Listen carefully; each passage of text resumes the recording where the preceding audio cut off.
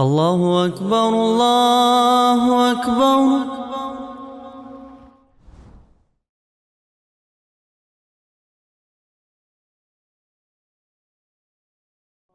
Культура намаза — это когда ты не оглядываешься по сторонам, смотришь лишь на место суджуда,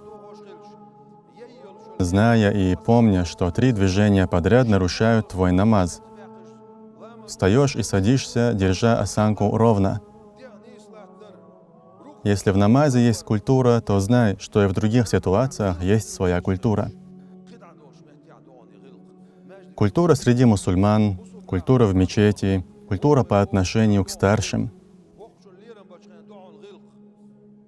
Аллах не любит, когда человек совершает айбаду, оставляя при этом культуру.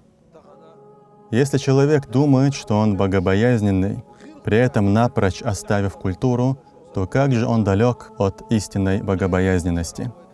Наш пророк, алейхиссалям, 23 года призывал к религии. И сказано, что половина из того, к чему он призывал, была культура. Культура обладают только достойные и храбрые мусульмане.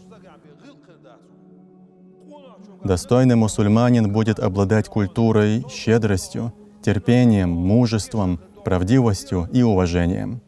Человек, что обходится малым в культуре и поведении, ссылаясь на религию, что большему он и не обязан, пусть посмотрит на культуру сподвижников пророка Мухаммада, саллаллаху алейхи вассалям. Посмотрите на культуру льва Всевышнего Умара ибн аль-Хаттаба. Пророк Мухаммад, саллаллаху алейхи вассалям, хвалил его, говоря: «Ты, различающий истину от заблуждения. Ты тот, у кого на языке и в сердце правда». Говоря, что если бы после меня был пророк, то им был бы Умар ибн аль-Хаттаб. Однажды пророк Мухаммад, алейхиссалям, вел проповедь для женщин. И когда зашел Умар ибн аль-Хаттаб, женщины тут же бросились за занавес. Тогда пророк Мухаммад, алейхиссалату вассалям, посмотрел на Умара и улыбнулся. И Умар очень опечалился, подумав, что он жесткий и черствый. И тогда пророк Мухаммад, алейхиссалату вассалям, заметив его печаль, сказал ему: «Клянусь Аллахом, о Умар, как только шайтан, двигаясь по улице, встречает тебя, он переходит на другую улицу и обходит тебя стороной. Ибн Мас'уд, да будет доволен им Аллах, говорит, что они не совершали намаз при людях рядом с Каабой до тех пор, пока Хамзат и Умар не приняли ислам». Сподвижники пророка, алейхиссалям, совершали хиджру обычным образом. Но как же это сделал Умар ибн аль-Хаттаб? Совершив 7-кратный обход вокруг Каабы и присутствуя среди влиятельных людей Мекки, он воскликнул: «Я Умар, я верю в единого Бога и в Его пророка, алейхиссалям. И я иду совершать переселение. И вот дорога, по которой я иду это делать. Если кто-то хочет огорчить своих матерей, оставить своих жен вдовами, а детей сиротами, то пусть встанет у меня на пути».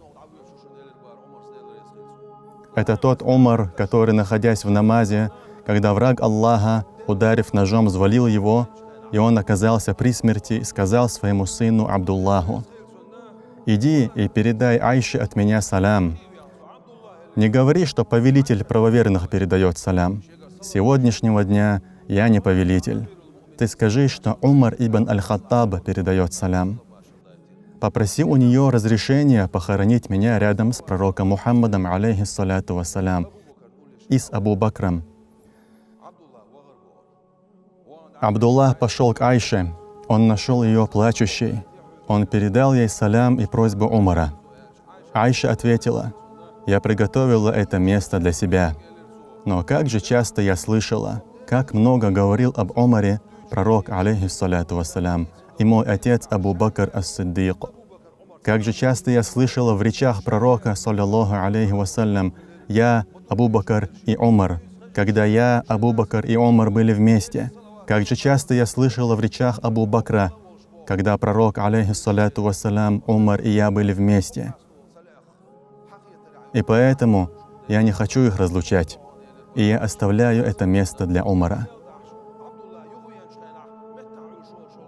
Когда Абдуллах ибн Умар вернулся домой, Умар, который был в крови и издыхал последние вздохи, сказал своему сыну: